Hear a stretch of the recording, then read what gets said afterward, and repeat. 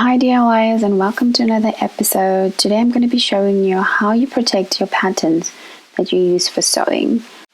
We're going to be taking the patterns out of the packet and we're going to be cutting them out individually as they've been drawn out. Then we're going to cover the patterns with clear adhesive film, which is going to help protect them, so in case you spill water in them, then they're actually protected and they're covered, and also it makes it easy to fold back into the packet that you found it in so that it's easier to store as well.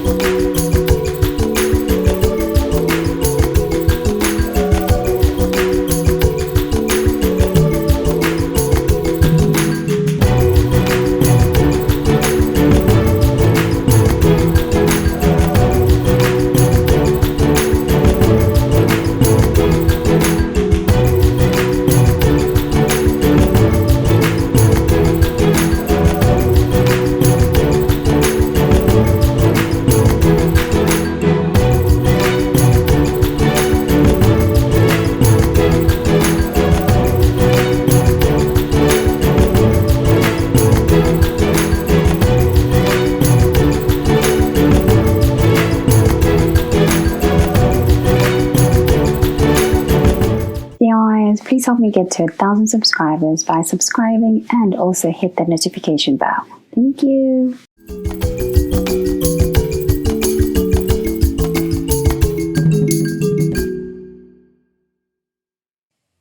Do subscribe and hit the notification bell to stay up to date.